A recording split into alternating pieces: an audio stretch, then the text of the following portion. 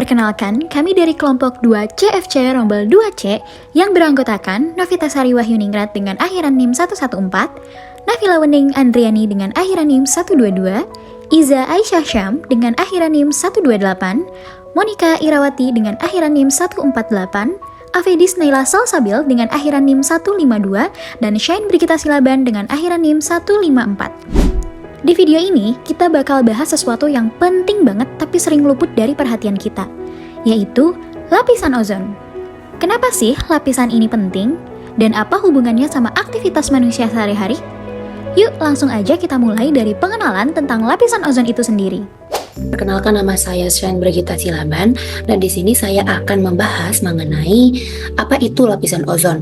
Jadi, lapisan ozon adalah lapisan gas ozon atau O3 yang berada di bagian stratosfer pada atmosfer bumi, yang berada pada ketinggian sekitar 15 hingga 35 km di atas permukaan bumi. Nah, lapisan ozon sangat berperan penting karena sebagai perisai utama radiasi UV berbahaya. Lapisan ozon menyerap sebagian besar radiasi ultraviolet berbahaya dari matahari, terutama UVB dan UVC.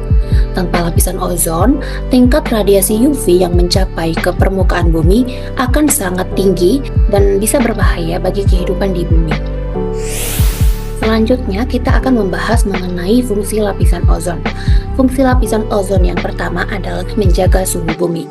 Jadi lapisan ozon membantu menyerap energi matahari dan menjaga suhu bumi agar tetap stabil. Yang kedua, melindungi bumi dari benda langit. Nah, lapisan ozon dapat menghancurkan atau membakar benda-benda langit seperti meteor sebelum mencapai ke permukaan bumi. Fungsi yang ketiga adalah melindungi ekosistem. Jadi, lapisan ozon tidak hanya berfungsi untuk menjaga bumi dan permukaan bumi, namun juga berfungsi untuk menjaga dan melindungi ekosistem dan juga kehidupan di bumi. Nah, lapisan ozon dapat mencegah kerusakan pada DNA organisme, termasuk tumbuhan dan plankton. Lapisan ozon juga melindungi hasil panen dan produktivitas hutan, serta menjaga kerusakan pada kehidupan di laut. Yang selanjutnya adalah melindungi kesehatan manusia. Nah, lapisan ozon menyerap sebagian besar radiasi UVB yang berbahaya yang dapat menyebabkan penyakit seperti kanker kulit, kerusakan sistem imun, dan juga gangguan mata. Gangguan matanya seperti katarak. Nah, fungsi dari lapisan ozon ini sangat amat bermanfaat bagi bumi dan juga manusia. Namun, lapisan ozon ternyata dapat mengalami kerusakan akibat bahan-bahan kimia buatan manusia itu sendiri, seperti CFC, HFC, dan juga gas halon. Nah, pada kesempatan kali ini, kita akan membahas lebih lanjut mengenai CFC yang akan dibahas dan dijelaskan oleh rekan saya. Apa sih CFC itu? CFC atau klorofluorokarbon adalah senyawa kimia buatan yang dulu sering sekali dipakai sebagai bahan pendingin seperti di kulkas dan AC. CFC juga ditemukan di aerosol semprot dan bahan pembuat busa. Yang bikin bahaya, walaupun CFC ini gak beracun, gak berbau, dan super stabil, ternyata dia punya efek serius banget ke lapisan ozon. Jadi, bisa dibilang CFC ini diam-diam mematikan. Tenang di bumi, rusuh di langit. Nah, kenapa CFC bisa sampai mengancam ozon? Yuk kita lihat sifat-sifatnya. Pertama, CFC itu stabil dan gak reaktif. Jadi, dia gak gampang rusak atau bereaksi di atmosfer bawah. Karena itu, dia bisa naik pelan-pelan ke lapisan stratosfer. CFC juga gak berwarna dan gak berbau. Jadi, susah dideteksi. Yang lebih penting lagi, CFC ini buatan manusia, gak terbentuk alami. Jadi, kita sendiri yang menciptakannya untuk kebutuhan industri. Tapi sayangnya, saat sampai di lapisan ozon, CFC bisa melepaskan atom klorin yang sangat berbahaya. Karena bisa menghancurkan molekul ozon. Bahaya banget kan? Terus gimana sih cara CFC merusak ozon? Jadi gini, CFC itu naik ke stratosfer karena sifatnya stabil. Di sana, sinar UV dari matahari memecah CFC dan melepaskan atom klorin. Nah, si atom klorin ini nih yang jahat. Dia bisa bereaksi sama molekul ozon, memecahnya jadi oksigen biasa. Parahnya lagi, proses ini berulang terus. Satu atom klorin bisa menghancurkan ribuan molekul ozon. Kalau lapisan ozon rusak, sinar UV yang berbahaya bisa langsung masuk ke permukaan bumi. Akibatnya, resiko kanker kulit meningkat, tanaman rusak, dan ekosistem laut terganggu. Jadi, kecil-kecil CFC ini efeknya luar biasa. Selanjutnya adalah contoh produk yang mengandung CFC. Yang pertama ada refrigeran atau freon pada AC dan kulkas lama. CFC banyak digunakan sebagai bahan pendingin dalam alat-alat seperti kulkas, freezer, dan AC, khususnya pada produksi sebelum tahun 1990-an. Jenis CFC yang umumnya dipakai adalah CFC 12 atau freon 12. Kemudian yang kedua ada semprotan aerosol. Semprotan aerosol ini berupa CFC yang digunakan sebagai bahan pendorong atau propelan dalam berbagai produk aerosol, seperti obat nyamuk semprot, kemudian parfum, hairspray, dan semprotan pembersih. Namun, kini sebagian besar telah digantikan oleh bahan yang lebih ramah lingkungan. Selanjutnya, ada busa, poliuretan, dan styrofoam. CFC dipakai sebagai bahan peniup atau blowing agent untuk menghasilkan struktur berpori pada pembuatan busa plastik seperti styrofoam dan busa isolasi. Dan yang terakhir adalah pembersih elektronik. Beberapa pembersih elektronik masih mengandung CFC karena sifatnya yang tidak meninggalkan residu dan cepat menguap. Selanjutnya, saya akan menjelaskan mengenai bagaimana sinar UV dapat mencapai permukaan bumi tanpa tersaring. Lubang ozon yang sering kita kenal bukan berarti benar-benar sebuah lubang. Akan tetapi mengacu pada penipisan drastis pada konsentrasi gas ozon di stratosfer. Hal ini terjadi akibat bahan kimia perusak ozon seperti CFC. CFC melepaskan atom klorin dan juga atom bromin yang merusak ribuan molekul ozon di atmosfer. Karena ozon bertindak sebagai pelindung dari sinar UV, ketika lapisan ini menipis ataupun berlubang, maka akan lebih banyak sinar UV, terutama UVB, dapat langsung mencapai permukaan bumi tanpa tersaring.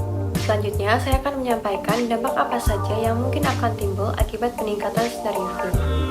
Yang pertama, yaitu dampaknya terhadap kesehatan manusia, yaitu ada kanker kulit. UVB menyebabkan kerusakan DNA pada sel kulit. Yang kedua, yaitu katarak. UVB dapat merusak lensa mata, sehingga dapat menyebabkan kebutaan. Yang ketiga, yaitu ada penuaan dini. Jika wajah kita terpapar sinar UV terlalu banyak, maka akan merusak kolagen. Hal ini dapat memunculkan keriput dan juga flek. Selanjutnya, menurunnya sistem imun. Sinar UV yang terlalu banyak masuk ke bumi dapat menyebabkan tubuh kita lebih rentan terhadap infeksi. Yang kedua, yaitu dampaknya terhadap kesehatan ekosistem. Yang pertama, fitoplankton di laut dapat terganggu, sehingga dapat mengganggu rantai makanan yang ada di laut. Yang kedua, tanaman menjadi stres akibat sinar UVB. Dan yang ketiga, yaitu hewan juga dapat terkena dampak biologis, seperti gangguan pada reproduksi. Dan yang terakhir, yaitu dampaknya terhadap lingkungan dan juga material. Yang pertama, bahan seperti plastik, cat, dan juga karet jadi lebih cepat rusak jika terkena UV berlebihan. Dan yang kedua, yaitu bangunan dan juga kendaraan lebih cepat memudar ataupun retak karena adanya radiasi akibat sinar UV. Selanjutnya, saya akan memberikan dua contoh alternatif penggunaan CFC. Yang pertama ada HFC atau hydrofluorokarbon, yaitu alternatif CFC yang tidak mengandung klorin sehingga tidak merusak lapisan ozon. Sifat fisiknya mirip dengan CFC, jadi bisa digunakan tanpa banyak modifikasi pada sistem pendingin. Namun, HFC masih memiliki potensi pemanasan global atau GWP yang tinggi meskipun aman bagi ozon. Yang kedua ada HFO atau hydrofluoroolefin. HFO juga tidak mengandung klorin dan tidak merusak lapisan ozon. Keunggulannya dibanding HFC adalah memiliki GWP yang sangat rendah dan efisiensi termal yang baik. Cocok digunakan pada sistem pendingin modern dan lebih ramah lingkungan karena membantu mengurangi emisi gas rumah kaca. Lalu selanjutnya saya akan menjelaskan upaya global dengan protokol Montreal. Apa sih itu protokol Montreal? Protokol Montreal adalah perjanjian internasional yang disepakati pada 1987 untuk melindungi lapisan ozon dengan mengurangi penggunaan bahan kimia perusak ozon seperti CFC dan HCFC. Tujuannya adalah untuk mencegah kerusakan lapisan ozon yang melindungi bumi dari radiasi UV berbahaya. Di sini ada 4 hasil positif dari Protokol Montreal, yaitu yang pertama, ada pemulihan lapisan ozon. Protokol Montreal berhasil mengurangi bahan perusak ozon yang mengarah pada pemulihan lapisan ozon yang semakin baik. Perkiraan lapisan ozon akan dipulih sepenuhnya pada tahun 2060. Selanjutnya adalah pencegahan masalah kesehatan. Dengan melindungi lapisan ozon, protokol mengurangi paparan radiasi ultraviolet atau UV yang berbahaya, mencegah jutaan kasus kanker kulit, katarak, dan masalah kesehatan lainnya. Yang ketiga, ada pengurangan emisi gas rumah kaca. Banyak bahan kimia perusak ozon juga merupakan gas rumah kaca, sehingga pengurangannya juga berkontribusi pada pengurangan pemanasan global. Lalu selanjutnya yang terakhir ada inovasi teknologi ramah lingkungan. Protokol ini mendorong pengembangan refrigeran dan bahan pengganti yang lebih ramah lingkungan, seperti HFO yang tidak merusak ozon dan memiliki dampak pemanasan global yang lebih rendah. Selanjutnya, saya akan menjelaskan peran kita untuk menghindari bahaya CFC. Yang pertama, gunakan produk ramah ozon dengan memilih AC dalam lemari es yang berlabel CFC free atau gunakan refrigeran ramah lingkungan seperti R134A atau R600A. Yang kedua, hindari penggunaan aerosol ber-CFC. Gunakan alternatif seperti pompa semprot manual atau aerosol bebas CFC. Yang ketiga, perawatan alat elektronik secara rutin. Servis AC dan kulkas secara berkala agar tidak terjadi kebocoran zat pendingin yang mengandung CFC. Yang keempat, daur ulang dan buang elektronik dengan benar. Jangan membuang kulkas atau AC sembarangan. Pastikan dibuang lewat jasa daur ulang resmi yang menangani zat berbahaya. Yang kelima, dukung produk dan kebijakan ramah lingkungan. Beli produk dengan label ramah lingkungan, serta dukung regulasi yang membatasi penggunaan CFC dan bahan perusak ozon lainnya. Kesimpulan dari video ini adalah CFC atau klorofluorokarbon sangat berbahaya karena merusak lapisan ozon yang melindungi bumi dari sinar ultraviolet. Kerusakan ini menyebabkan peningkatan risiko kanker kulit, gangguan mata, dan melemahkan sistem kekebalan tubuh.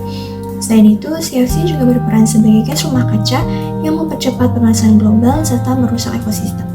Oleh karena itu, penggunaan CFC perlu dihentikan dan digantikan dengan bahan yang lebih ramah lingkungan seperti HFC dan HFO atau gunakan produk ramah ozon seperti barang elektronik berlabel CFC free.